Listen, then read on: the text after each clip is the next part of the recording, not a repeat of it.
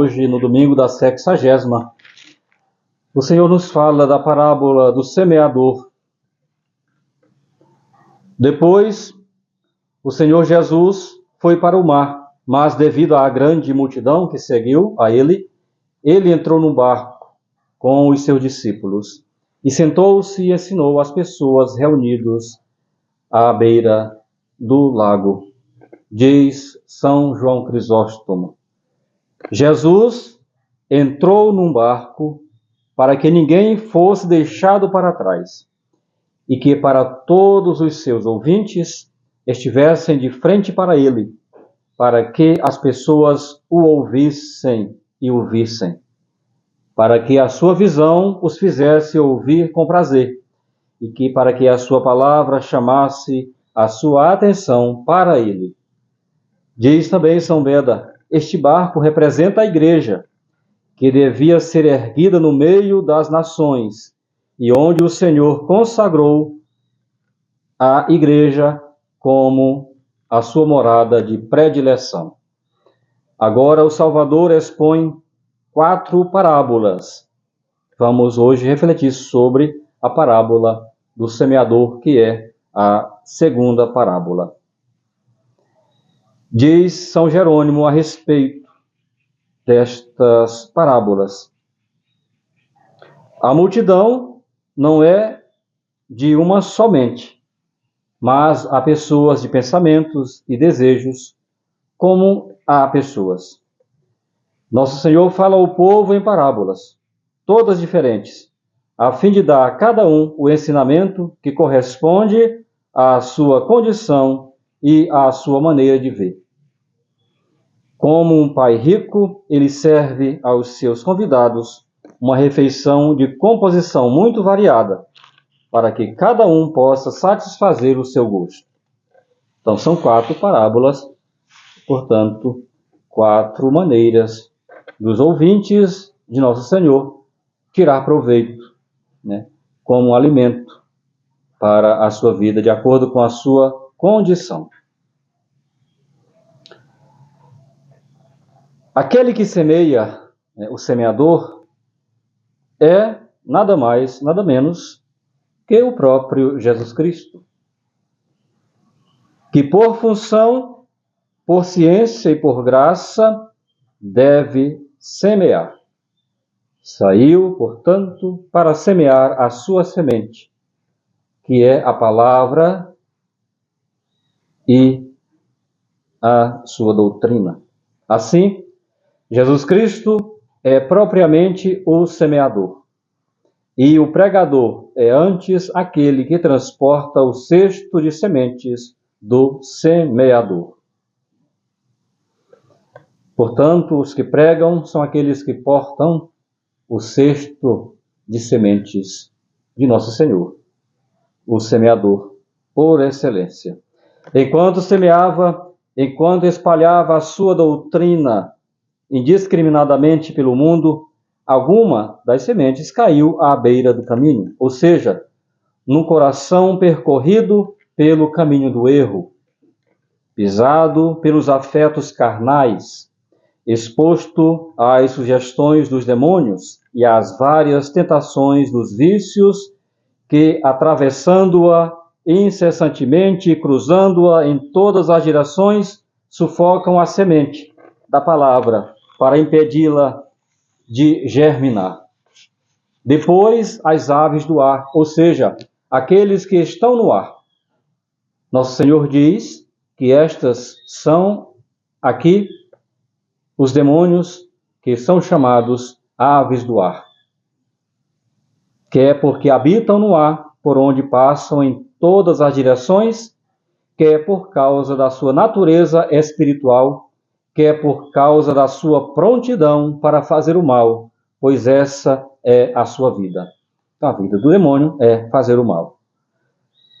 As aves do ar, digo eu, vieram e comeram aquele grão, ou seja, tiraram-no pelas suas sugestões e impediram-no de dar fruto.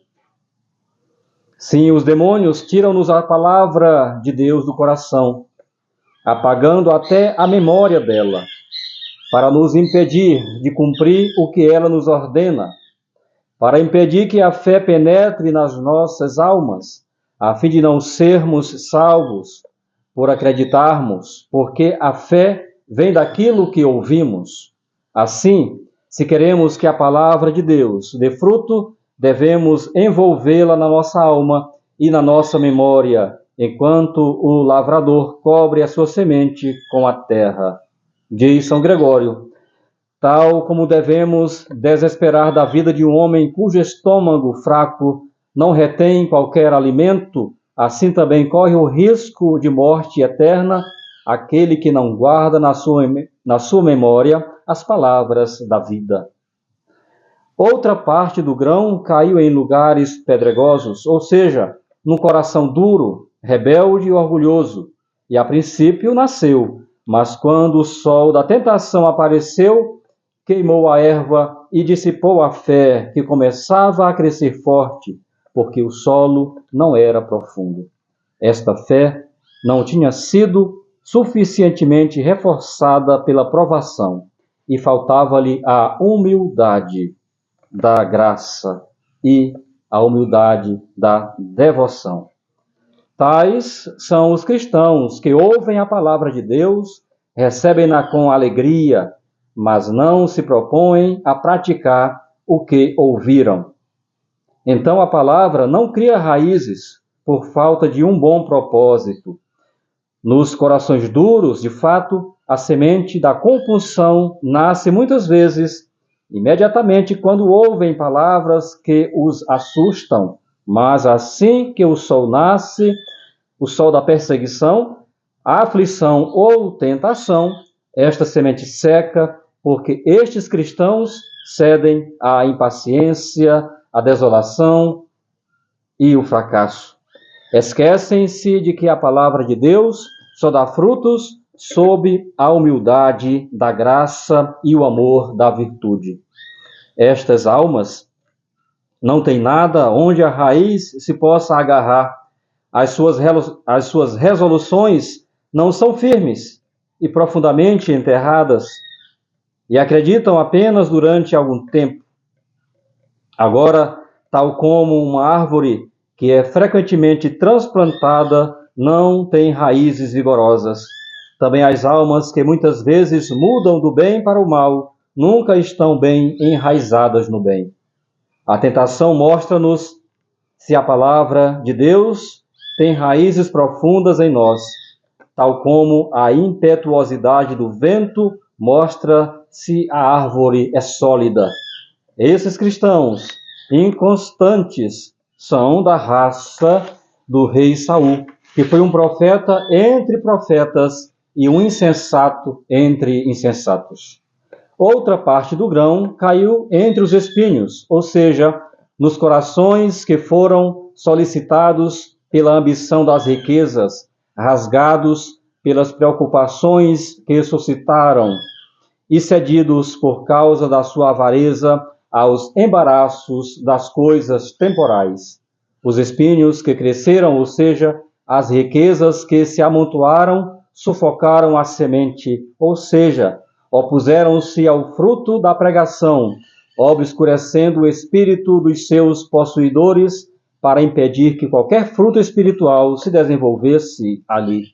Esta é uma imagem daqueles ouvintes que ouvem a palavra de Deus, a recebem com prazer e se propõem a fazer o bem, mas não lucram com isso, porque o seu bom propósito é sufocado pelos embaraços, riquezas e prazeres do mundo que surgem.